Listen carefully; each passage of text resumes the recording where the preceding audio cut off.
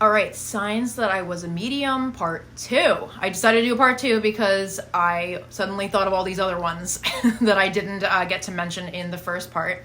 I will be still adding things to my stories as well, but let's get started.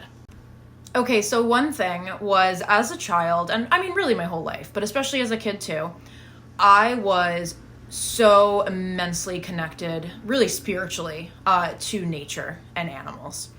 I spent as much time as I possibly could outside. I always wanted to be outside. I would spend hours outside alone. I did not need to be with anyone. I just needed to be outside. That was my thing.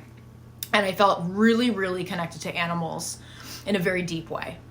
And in addition to that, I would build fairy houses and gnome houses quite frequently. And this is another little piece of that too that I'm going to share. So I actually made a bedroom for a fairy in a drawer of a desk that I had in my bedroom as a kid. And I didn't tell anybody about it. And I want to say 1 or 2 days after creating it, this appeared on the bed. So you can see it's a metal rose. It's definitely not real gold. That would have been nice, but it's not real gold, but it's a gold kind of plated rose. And it looked just like that. That's how it showed up. Now, I asked both my parents, and I asked them again, like as an adult. They swear on everything. They did not put it there. I don't know where it came from. I don't know where it came from. So I feel that that was a little gift from Spirit.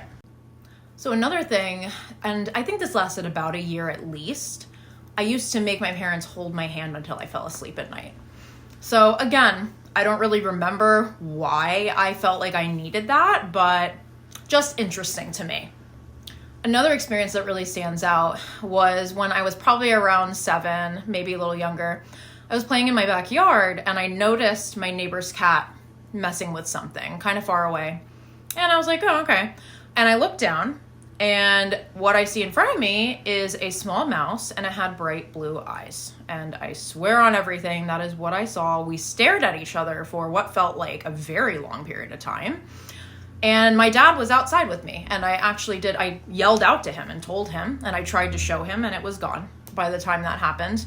And he still remembered that years later. So I really feel like that was a visit from Spirit because clearly mice do not have blue eyes. And then another thing, which I have shared in other places before, but I had my first premonition dream at the age of 10. So again, I was having these things come in, right? And I didn't realize that that's what it was at the time. And that's it for part 2. Again, like I said in the other reel, if you relate to any of this stuff, I'd love to hear it. So let me know. And check on my stories because I will be discussing some of my drawings and things that I brought up in more detail. So I'll see you there.